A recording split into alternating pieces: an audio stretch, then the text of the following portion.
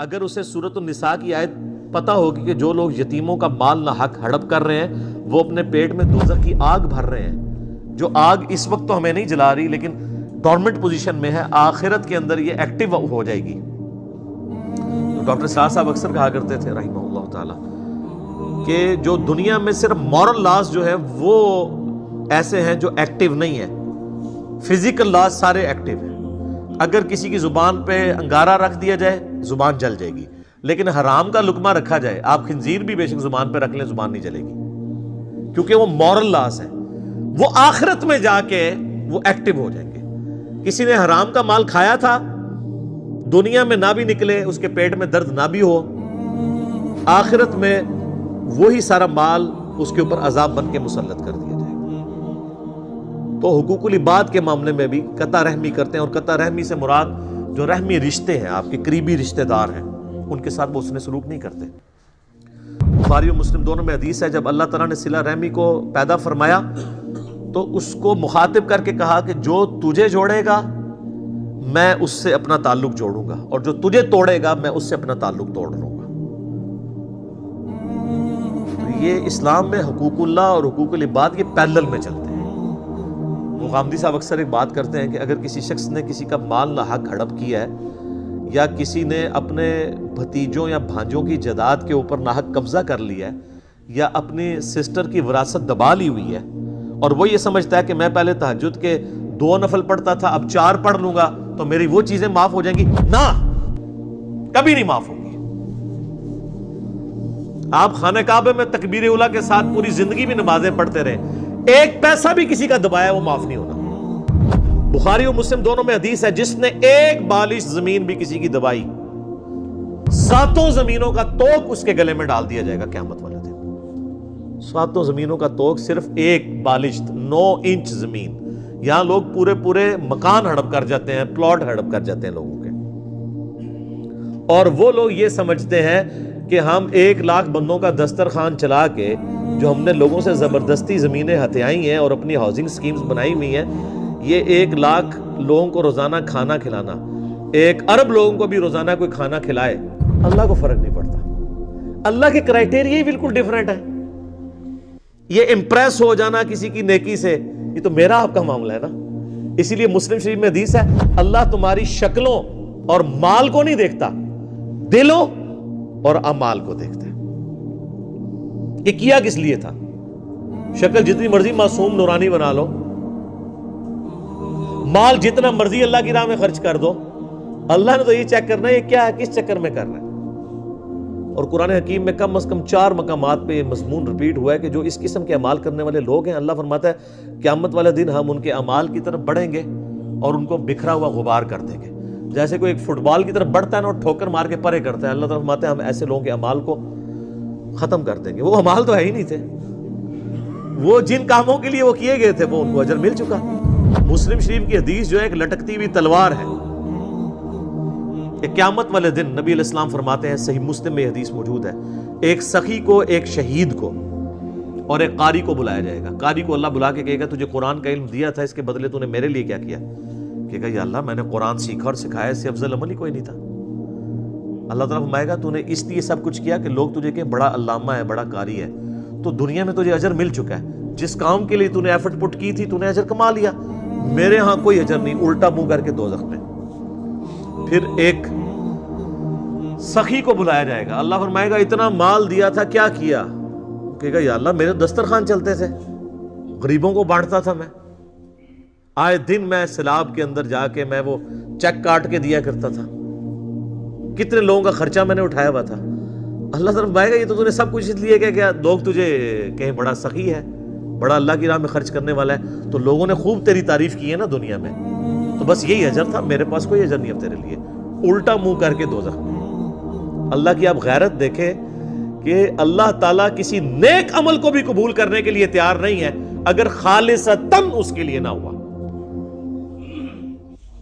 اللہ بڑا ڈاٹا ہے، کتابوں کا خدا اور ہے اور بابوں کا خدا اور، یہ کتابوں کا خدا ہے۔ مسند احمد میں حدیث ہے، جس نے دکھلاوے کے لیے نماز پڑھی اس نے شرک کیا، پڑھی نماز کیا شرک، جس نے دکھلاوے کے لیے روزہ رکھا اس نے شرک کیا، اور جس نے دکھلاوے کے لیے صدقہ کیا اس نے بھی شرک کیا۔ اچھا کر رہا نیکی ہے اور الٹا جنہوں کہتے ہیں گاٹے فٹ ہو رہی ہیں، شرک، ریاکاری۔ اور مسلم شریف کی حدیث میں آتا ہے تیسرا وہ لایا جائے گا شہید، تو اللہ تعالیٰ کہے گا تجھے میں نے اچھی صحت دی، سب کچھ دیا، اس کے بدلے تو نے میرے لیے کیا کیا؟ تو کہے گا یا اللہ جان تو تھی، دے دی تجھے سب سے قیمتی چیز اپنی۔ اللہ فرمائے گا تم نے جان اس لیے دی کہ تاکہ لوگ تمہیں بہادر کہیں، تو دنیا میں تمہیں اس تعریف سے نوازا گیا تھا، ہو سکتا ہے مرنے کے بعد میڈلز بھی مل گئے ہوں، میرے پاس کوئی اجر نہیں ہے، الٹا منہ کر کے دوزخ میں۔ یہ اللہ تعالیٰ نے 3 سیمپل بیان کیے ہیں۔ اس انسانیت میں نیک اعمال کے اعتبار سے اس سے بڑا کوئی عمل ہو سکتا ہے کہ کوئی شخص قرآن کا علم سکھاتا ہو، نمبر 2 اللہ نے دولت دی ہو، اللہ کی راہ میں خرچ کرتا ہو، اور نمبر 3 جان بھی اللہ کے لیے دے دے۔ یہ 3 سب سے بڑی نیکیاں ہو سکتی ہیں نا کائنات میں، تو تینوں کا آپ حشر دیکھ لیں تو باقی تو کسی کھاتے کے اندر ہی نہیں آتے۔ کوئی مجھے بتائے ان تینوں سے بڑی کوئی نیکی ہو سکتی ہے؟ بخاری میں حدیث ہے سب سے بہتر وہ جو قرآن سیکھے اور سکھائے۔ بخاری مسلم میں حدیث ہے کہ حسد اسی شخص پہ کیا جا سکتا ہے، رشک، کہ جسے اللہ نے قرآن کا علم دیا ہو، وہ قرآن کی تلاوت بھی کرتا ہو، لوگوں کو سکھاتا بھی ہو، اس سے بڑی کوئی چیز ہو نہیں سکتی۔ اور جان دینا سر، اس سے تو بڑی کوئی چیز ہی نہیں ہے۔ جو اللہ کی راہ میں قتل ہو جائیں، اللہ نے فرمایا ان کو مردہ بھی مت کہو، لیکن یہاں دیکھ لیں۔ اور اللہ کی راہ میں خرچ کرنا، قرآن میں نماز کے بعد سب سے زیادہ زور ہے انفاق فی سبیل اللہ کے اوپر، وہ بھی فارغ۔ تو یہ ساری چیزیں کسی نہ کسی کیٹیگری میں حقوق العباد کے اندر لائی کرتی ہیں۔ تو یہ ایسے لوگ ہیں جو قطع رحمی کرتے ہیں، وَيُفْسِدُونَ فِي الْأَرْضِ، اور زمین میں فساد مچاتے ہیں۔ فساد تو خود ہی ہو جائے گا نا، جب آپ کسی کی حق تلفی کریں گے تو وہ بڑا ہو کے خود کو حملہ آور ہی بنے گا نا، آپ کے اوپر بدلہ ہی لے گا نا آپ سے۔ جب آپ کسی کے ساتھ زیادتی کریں گے تو زمین میں فساد فی الارض تو ہوگا نا۔ یہ یاد رکھیے گا، معاشرہ 2 چیزوں پہ چلتا ہے، احترام جان پہ اور احترام مال پہ۔ جس معاشرے میں جان کی حفاظت نہ ہو اور مال کی حفاظت نہ ہو، وہ معاشرہ سٹیبل نہیں ہو سکتا، چاہے وہ جتنا مرضی بڑا مذہبی معاشرہ ہو۔ اور اگر معاشرہ بالکل لا مذہب ہو لیکن احترام جان اور احترام مال ہو، وہ معاشرہ چلے گا جو آپ دیکھ سکتے ہیں یورپ اور امریکہ، کتنے لوگ سکون میں ہیں۔ آپ کے کتنے پرہیزگار لوگ بھی وہاں جا کے کہتے ہیں جی ہم نے تو وہاں دیکھا جی ہر چیز طریقے سے چل رہی ہے، ہوتے وہ مسلمان ہیں لیکن وہاں کی تعریف کر رہے ہیں۔ کیوں؟ مذہب نہیں ہے لیکن احترام جان اور احترام مال ہے، عدلیہ آزاد ہے، ہر شخص کو حق ہے کہ وہ اپنا مقدمہ پیش کر سکتے ہیں، کسی کی جرت نہیں ہے کہ وہ اپنے سٹیٹس کی بنیاد کے اوپر کسی کا حق غصب کر لے، کسی کو ایک تھپڑ بھی مار دے۔ سر یورپ اور امریکہ میں پولیس والا اگر کسی کو تھپڑ مار دینا تو پوری زندگی کی تنخواہیں جوڑ کے وہ جرمانہ نہیں ادا کر سکتا۔ یہاں سرعام پٹائی کرتے ہیں، کیونکہ جب تک جوڈیشری میں کیس پروف نہ ہو آپ کسی کو سزا نہیں دے سکتے، اور جب سزا بھی دیں گے تو اتنی دیں گے جتنی جوڈیشری ڈیفائن کرے گی۔ یہ تو نہیں ہے کہ پولیس والے لوگوں کو پکڑ رہے ہیں تو ساتھ مارنا بھی شروع کرتے ہیں، وہاں تو کوئی سوچ بھی نہیں سکتا ہے۔ اولئک ھم الخاسرون، ایسے لوگ پھر خسارے میں ہیں۔ بڑی اہم آیت آ رہی ہے، آیت نمبر 28، کیف تکفرون باللہ، تم کیوں کر اللہ کا انکار کر سکتے ہو، کیسے کر سکتے ہو اس اللہ کا انکار؟ وَكُنْتُمْ أَمْوَاتًا فَأَحْيَاكُمْ، کہ تم مردہ تھے اس نے تمہیں زندہ کیا۔ ثُمَّ يُمِيتُكُمْ، پھر وہی تمہیں موت بھی دے گا۔ ثُمَّ يُحْيِيكُمْ، پھر تمہیں زندہ کر لے گا۔ ثُمَّ إِلَيْهِ تُرْجَعُونَ، اور پھر لوٹ کر تمہیں اسی کے پاس جانا ہے۔ اس آیت کے اندر 2 زندگیاں اور 2 موتوں کا ذکر آیا ہے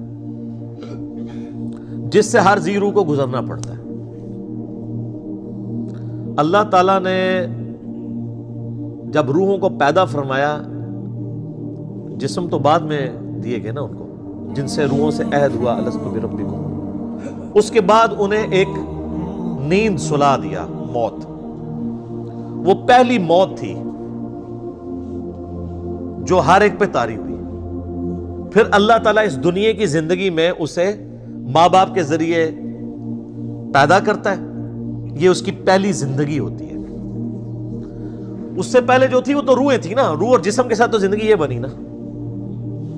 پھر یہ دنیا کی زندگی گزارتا ہے اور اسے موت آ جاتی ہے، یہ اس کی دوسری موت ہوتی ہے، اور پھر قیامت والے دن اسے پھر سے زندہ کیا جائے گا، وہ اس کی دوسری زندگی ہوگی اور وہ ختم نہیں ہوگی، پھر موت نہیں آئے گی۔ اسی لیے سورہ المؤمن پارہ نمبر 24 میں آپ دیکھیں گے کہ کافروں کو جب دوزخ میں ڈالا جائے گا نا، تو وہاں وہ اللہ تعالیٰ سے ایک ریکویسٹ کریں گے، اور وہ کمال کی چیز ہے۔ یہ قرآن حکیم میں 2 ہی مواقع ایسے ہیں جہاں پر 2 زندگیوں اور 2 موتوں کا ذکر ہے۔ ایک تو یہ موقع ہے، اور دوسرا ہے سورۃ المؤمن کی آیت نمبر ہے 11۔ آپ کا یہ جو بلو مصحف ہے اس میں 469 نمبر پیج ہے۔ سورۃ المؤمن سورت نمبر 40، 40 نمبر سورت، آیت نمبر ہے 11۔ قالوا ربنا امتنا اثنتین واحییتنا اثنتین، اے رب ہمارے تو نے ہمیں 2 دفعہ موت دی اور 2 دفعہ زندگی دی، فاعترفنا بذنوبنا، ہمیں اعتراف ہے اپنے گناہوں کا، اپنے جرائم کا، فہل الی خروج من سبیل، تو اب یہاں سے بھی کہیں اور نکلنے کا کوئی معاملہ ہو سکتا ہے؟ یعنی وہ کہیں گے کہ جس طرح اے اللہ تو نے 2 زندگیاں 2 موتیں دی، تو اب کوئی اگلی سٹیج بھی آنے والی ہے کہ اب ہم اپنے آپ کو سیدھا کر لیں، لیکن اب تو کوئی سٹیج نہیں ہے۔ اللہ تعالیٰ فرمائے گا ذالکم بأنہ اذا دعی اللہ وحدہ کفرتم، یہ جو تم نے انجام دیکھا ہے یہ اس لیے ہے کہ جب تمہیں دنیا کی زندگی میں اکیلے اللہ کی طرف بلایا جاتا تھا تم انکار کر دیتے تھے، وَإِن يُشْرِكْ بِهِ تُؤْمِنُوا، اور جب تمہیں کہا جاتا تھا اس کے ساتھ اور ہستیوں کو شریک ٹھہراؤ تو تم بات مان لیتے تھے۔ فَالْحُكْمُ لِلَّهِ الْعَلِيِّ الْكَبِيرِ، تو اب حکم تو اس اللہ کا ہے جو بلند و بالا ہے اور بڑائی والا ہے۔ یعنی اب کوئی اس کے بعد سٹیج نہیں، یعنی یہی 4 سٹیجز ہیں۔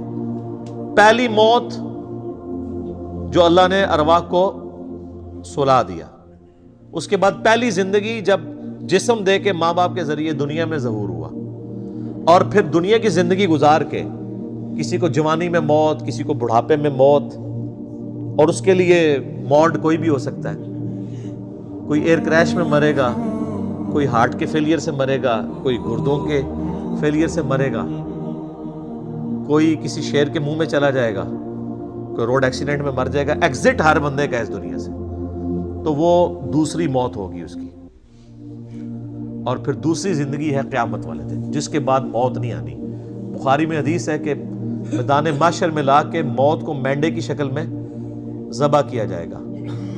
جنتی جو ہیں وہ گھبراتے ہوئے جنت کے کنارے آئیں گے، اور دوست کی خوشی کے ساتھ دوزخ کے کنارے آئیں گے کہ شاید ہمیں کوئی نکالا جا رہا ہے، کیونکہ ندا دی جائے گی کہ ایک سرمنی ہو رہی ہے، آ جاؤ دیکھ لو، اور وہ سرمنی یہ ہوگی کہ موت کو قتل کیا جائے گا، اور پھر اللہ تعالیٰ کی طرف سے کہا جائے گا کہ اب جو جنت میں خوشخبری ہے ان کو موت نہیں آنی، اور جو دوزخی ہیں ان کے لیے عبرت ہے۔ اب عبرت کیا ہے؟ اب ہمیشہ کی ناکامیاں مقدر ہیں کہ ان پہ بھی موت نہیں آنی، تو ان پہ ایسی مایوسی طاری ہوگی جو کبھی طاری نہیں ہوئی ہوگی، کیونکہ اب امید کی آخری کرن بھی ختم ہو گئی نا۔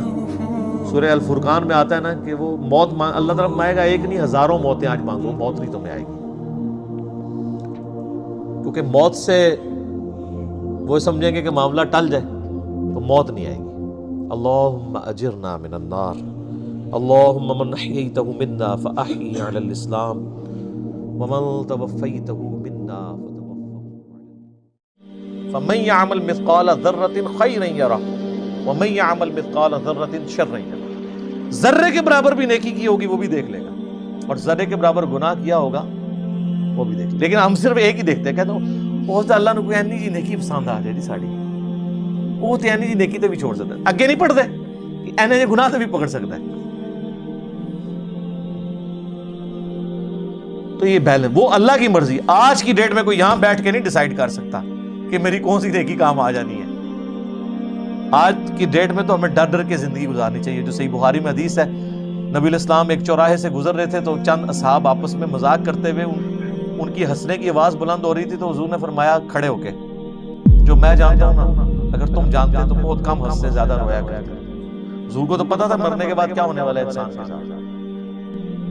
عبداللہ بن عمر کہتے ہیں، صحیح بخاری کی حدیث ہے کہ نبی علیہ السلام نے میرے کندھے پہ ہاتھ رکھ کے کہا تھا کہ عبداللہ اپنے آپ کو مردوں میں شمار کرنا، یعنی صبح اٹھو تو یہ سمجھو کہ آج رات میری قبر پہ۔ ویسے اس طرح جس کی زندگی گزرے نا، وہی انسانوں والی زندگی گزارتا ہے۔ ڈیلی بیس پہ ڈیسائیڈ کریں کہ آج میری نمازیں پوری ہیں، آج میرے بیوی بچوں ماں باپ کے حقوق پورے ہیں، آج میرا جو سارے کے سارے معاملات ہیں اس میں کوئی جھول تو نہیں ہے، اور رات کو احتساب کر کے سوئیں۔ ڈیلی بیس کے اوپر پلاننگ کر کے زندگی گزاریں تو پھر انسان جو ہے نا وہ کامیاب ہو سکتا ہے، ادروائز بڑا مشکل ہے۔